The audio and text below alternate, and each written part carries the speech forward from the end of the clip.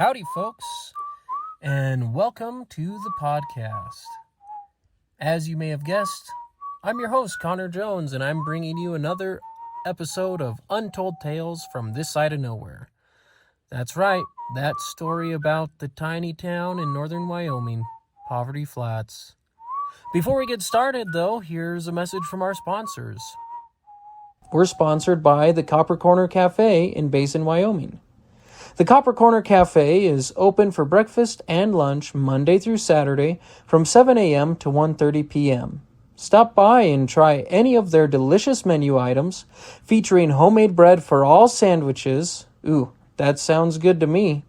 And of course, their famous pie for dessert. Breakfast is served all day, so come on in to the Copper Corner Cafe. We are also sponsored by the Wyoming Welcome Program. The Wyoming Welcome Program offers two services to local businesses, Table Talk and the Wyoming Welcome Baskets.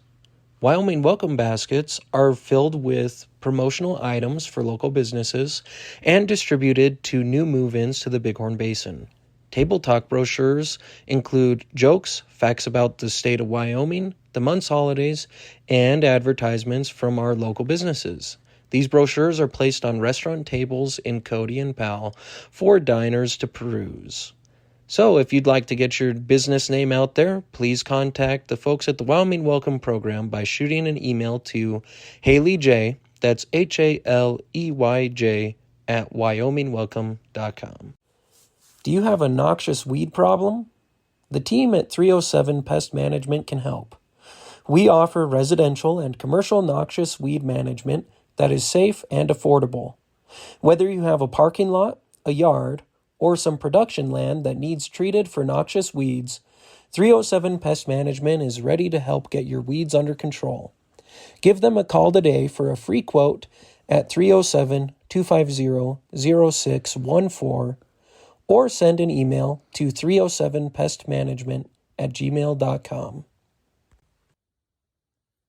Well, we're back here on another episode today talking about, the podcast, I guess you could say. You know, I received a message from a listener after the penny candy story a few weeks ago. And the listener is from Otto, and they were talking about a store that used to be in Otto called Bell's Store. It was right on the corner of the highway coming in from Basin, running out to Burlington, and the road that leads down south of Otto. And Bell's Store was run by a sweet lady named Belle, and this listener was telling me how their children learned a lot of lessons about honesty with Bell's penny candy. And the penny candy at Bell's Store is legendary. My older sister Camilla and I believe Brenna has memories of Bell's Store too. But when they were little girls, they would go to Bell's Store and get penny candy. You can't really buy penny candy anymore, that's for sure. But, I really appreciate it when people reach out and share their thoughts about the podcast, whether they send me an email or comment on Facebook or even just stop me and talk a little bit about it at a sporting event or something. It always makes me smile, and it makes the late nights and early mornings recording worth it. So if you're a listener out there and you have commented on the show or shared about it, then I just want to say thank you. And the whole idea of listeners reaching out actually inspired this story today. So, my story is called Dear Al. I love hearing from my listeners, and whenever someone sends me an email about my stories or comments on a Facebook post, I'm ecstatic. Usually I'll mention the note on the podcast, and once in a while I'll even include the complaints.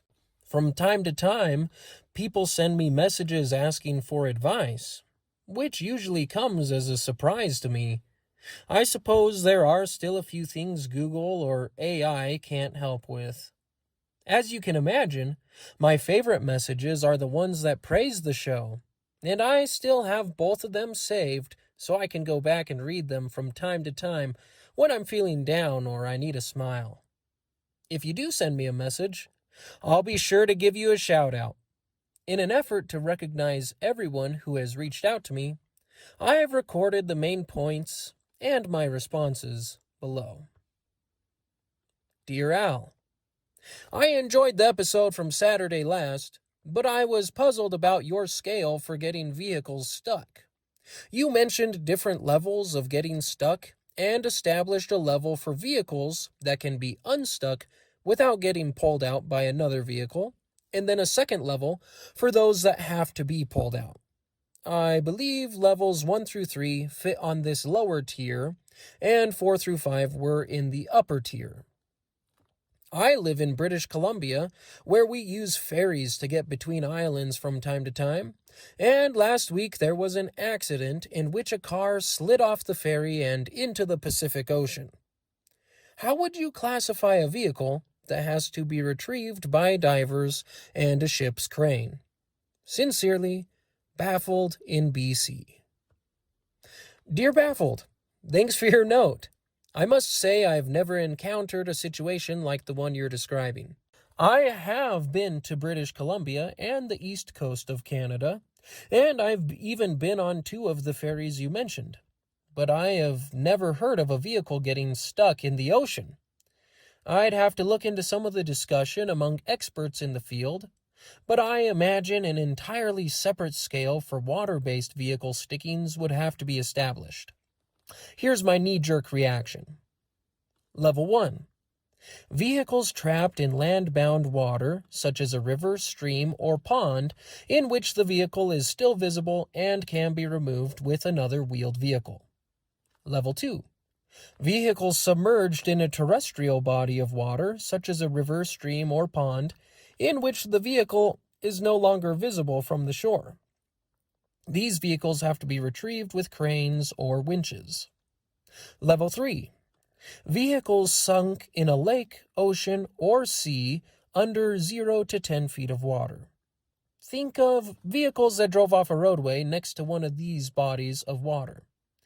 Level 3 vehicles have to be retrieved with a crane and possibly a dive team.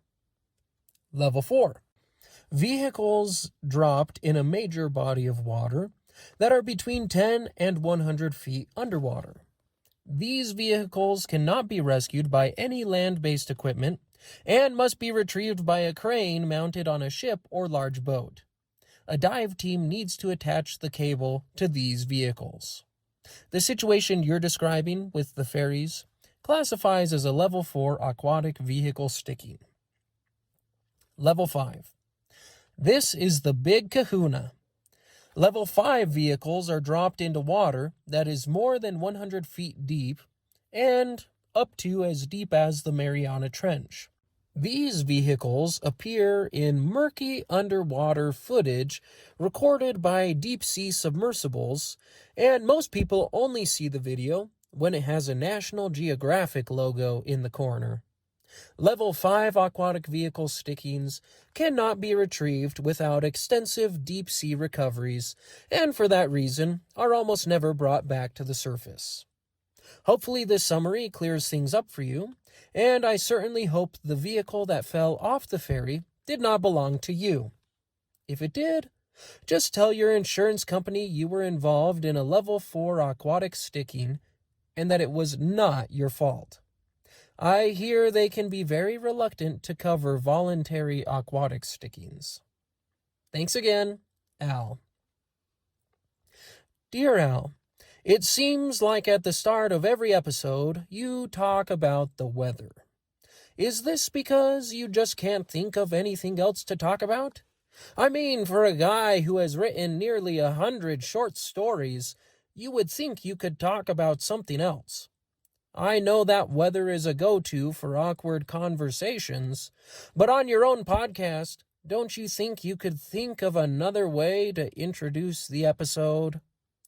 Best, Weathered in Washington.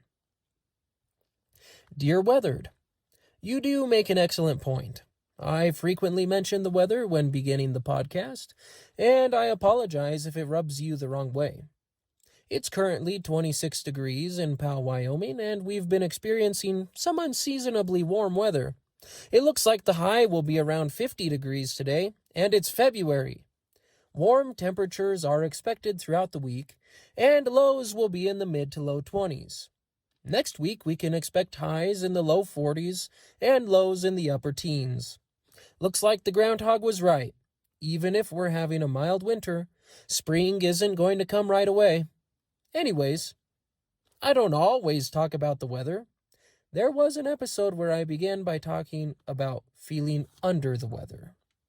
Thanks for your note, Al. P.S. I hear it's been snowing a lot on the East Coast, and the South is having one of the worst winters on record. Dear Al, in a recent episode, The Disturbing Case of a Bad Burrito, you described a friend's unfortunate experience on a flight from Cody to Denver after eating a bad Maverick burrito. That episode was about me, wasn't it? I know I told you about how awful the flight was, but really? Writing an entire podcast episode about it? I'm still receiving hate mail from people on that flight. I don't know how they found me, but I had to cancel my social media accounts. Luckily, no one has found out where I live. Or at least I don't think they have. The airline banned me, and since it's the only one that flies out of Cody, I have to drive to Billings or Salt Lake to fly anywhere. In spite of it all, I still love Maverick burritos, though. We'll have to pick up a couple next week when we go fishing. Ask me the next time you want to put a personal story in an episode, and don't share this message with anyone, please. Your friend, Mark. Dear Mark, of course that episode wasn't about your experience last fall. As I say on the show all the time, my stories are purely fictional. You can rest assured I would never share something that embarrassing on the podcast. Now, anything less embarrassing than that experience might be fair game. Like that time you took on the 5-pound burger challenge at Big Judd's and had to miss work in the aftermath. Or that time you accidentally hooked a game warden and reeled him in all the way up a particularly rocky stretch of the Grable River. I might consider sharing those adventures on the podcast, but only with your permission, of course. In fact, I'm hurt that you would even suggest I wrote an entire story about how you consumed a bad Maverick burrito and then went through the worst bout of gastric distress ever experienced on a flight out of Cody, let alone shared it on the show. What kind of friend do you think I am? As for the Maverick burritos on our fishing trip next week, I think I'll pass. I still haven't recovered from the last time I ate one of those things. You still haven't caught up on the podcast, right? You know all my stories, so don't bother listening to my most recent episode. You probably wouldn't like my Dear Al story anyways. See you Saturday, Al. Dear Al, I've been looking for a hobby that will get me outside more and help me get some steps in. So I took up fly fishing after listening to one of your episodes. At first, it was pretty overwhelming. There's so much gear out there, and I didn't know which rod to get. It seemed like the options were endless. 4-weight or 6-weight line, sinking or floating, monofilament or braided leader. By the time I bought a fly rod and reel and loaded it with line, I was wondering if I may have chosen the wrong outdoor sport. Then the sales rep led me to the fly section. I'm an accountant by trade, and I thought the tax code was complex. The IRS has nothing on flies. Have you ever been to a fly shop? You could be there for days.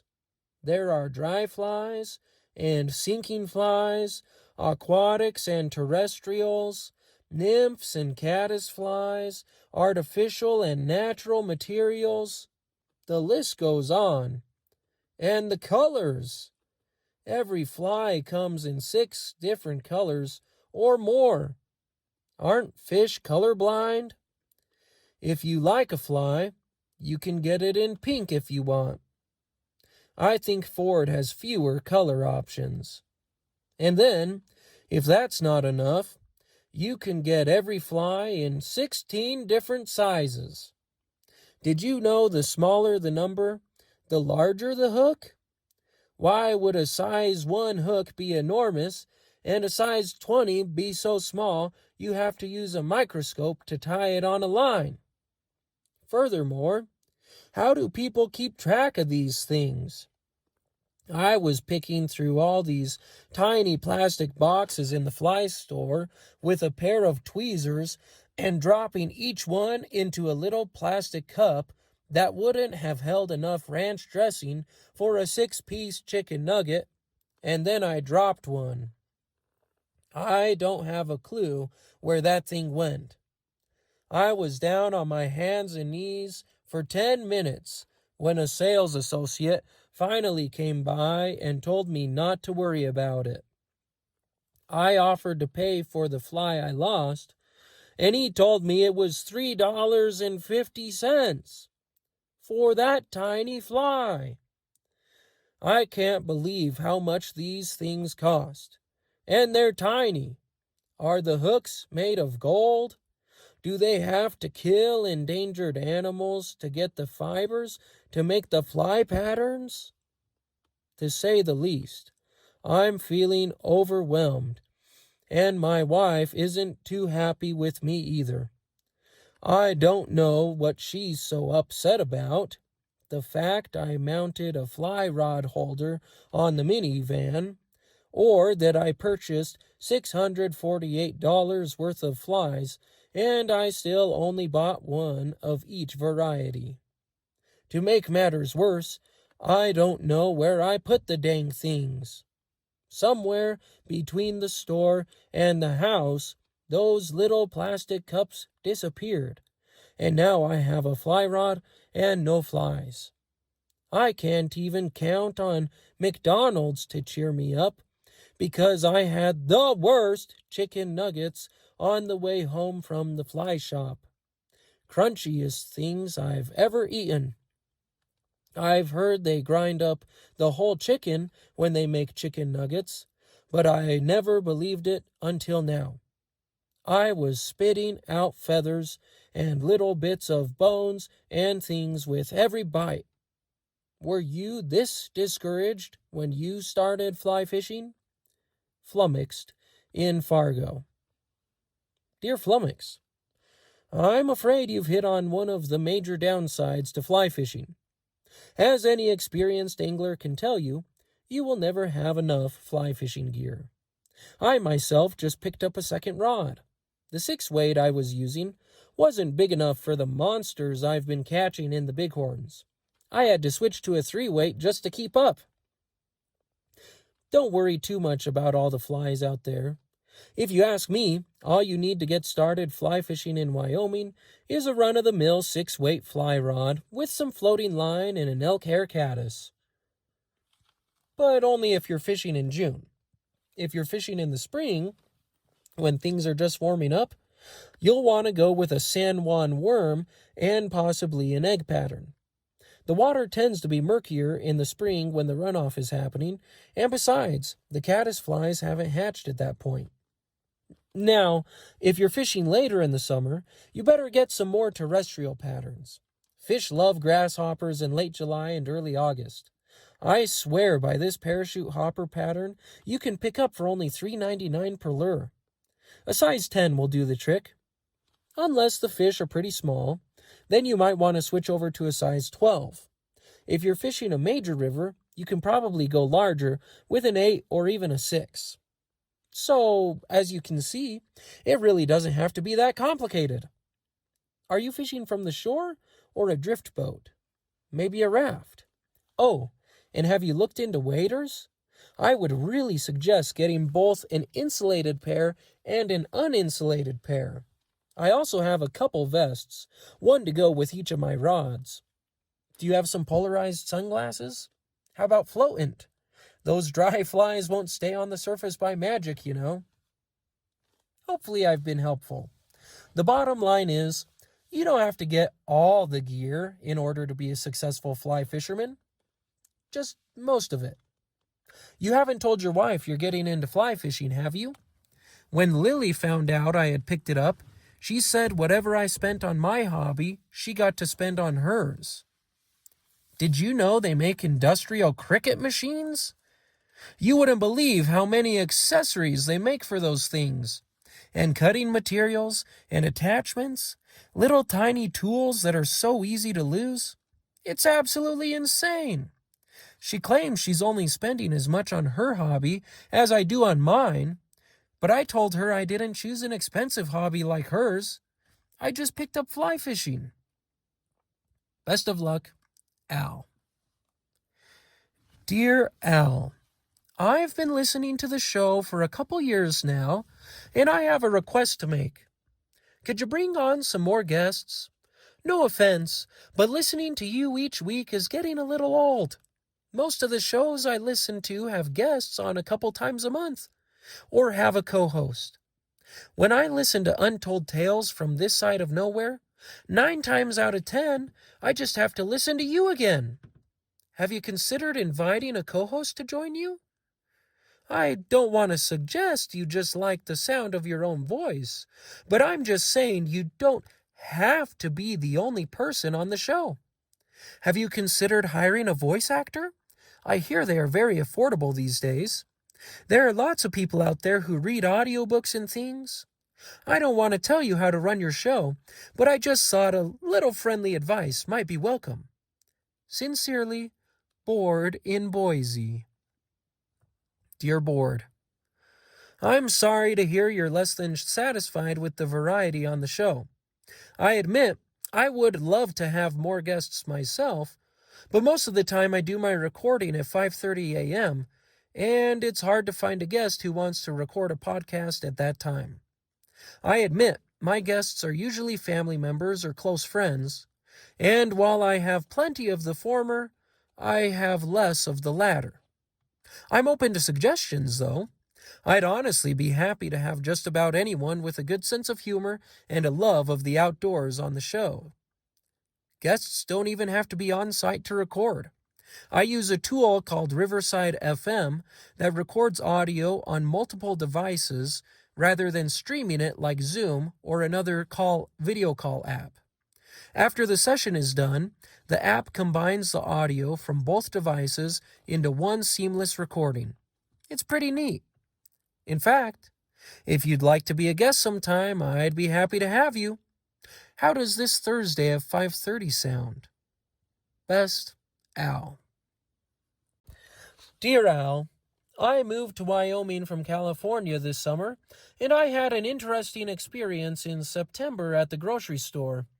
I was getting out of my truck when someone with Wyoming plates stopped and rolled down the window. "You're from California, huh?" the guy said. "I just moved here," I replied. I have to admit I was a little defensive since I know Californians get a bad rap here in the cowboy state. "How do you like it?" the stranger asked. "It's great," I said. "I grew up in Fulton and the change of pace is wonderful. People in Wyoming are so friendly." See what I did there? The guy looked a little taken aback, but then he said, "Well, just wait a month or two. We'll see how you're doing when it's 45 below. Have a nice day." What was that guy talking about? Should I be worried? I love Wyoming, but I felt a little uncomfortable.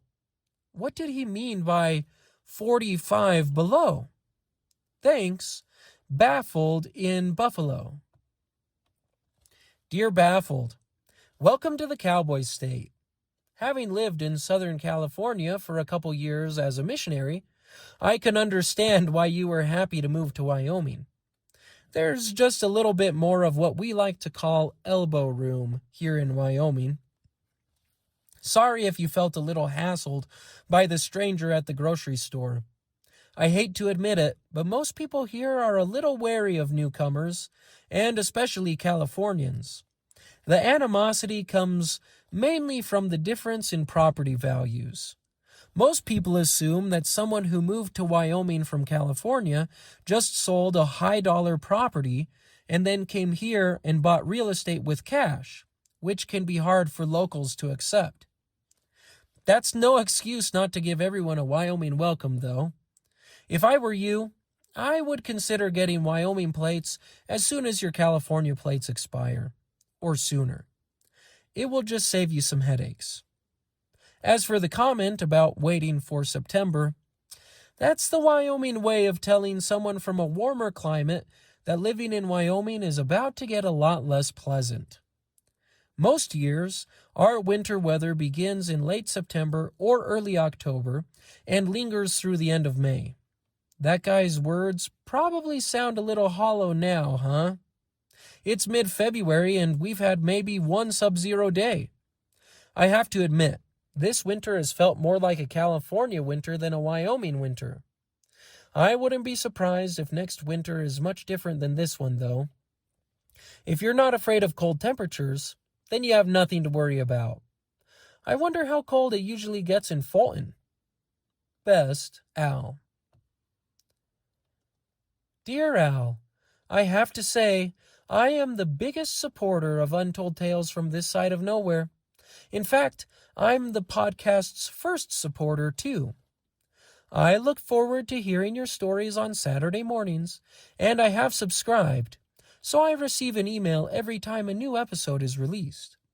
You have some very funny stories, and growing up this side of nowhere sounds like a lot of fun.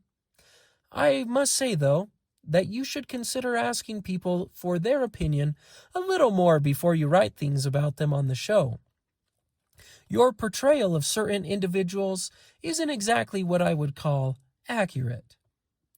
For example, the trio of trouble. Based on first-hand knowledge, I can honestly say your sisters were not nearly as mischievous as you make them out to be. In fact, you and Fred got into a lot more trouble than they did. I think you should start referring to yourself and your twin brother as the dastardly duo, or something like that. That would be a lot more accurate. I do love the show. Sometimes it makes me laugh so hard I cry. When I'm feeling down, listening to a story can brighten my day. But please, could you keep it down? All that laughing at 5:30 in the morning makes it hard to sleep, and when Al Jr. wakes up at 5:30, he's a bear by 7 p.m. And that makes me cranky. And when I'm not happy, no one's happy. Love, Lily. Dear Lily, thank you for your note. I'm reading it as I record this episode, and I must say, you do have great handwriting, especially for someone who just woke up. Yes, I'll keep it down. Oh, the boys are awake? Okay. Yes, I'll change his diaper right away. No, I don't think I'll be much longer. Pancakes? Yes, that sounds great. I'll be right in. No, this one comes out on Saturday. I'm sure we'll have time to eat before I have to go to work. Don't worry. Hey, this is episode 80. We've done this a time or two. I'm almost done. In fact, I'm just wrapping up. Oh, you wanna do the end thing with me? Okay. Hey everyone, this is Lily. And if you enjoyed this episode, be sure to send Al an email at untoldtalespodcast@gmail.com or comment on Facebook when the episode drops. Did I forget anything? Oh, the mailing list. I haven't mentioned it in a while. You have a mailing list? Yes, that's how you get the email when a new episode drops. Oh, okay. Where do they sign up? I've got a link on the Facebook page. Okay, so go to Untold Tales from the Side of Nowhere on Facebook and click on the link to sign up for the mailing list so you never miss an episode. Anything else? No, I don't think so. Thanks so much for listening. Yes, thanks for listening to another episode of Untold Tales from the Side of Nowhere, where we work twice as hard For half as much. and still find time for the important things. Like fishing. See you next time, folks.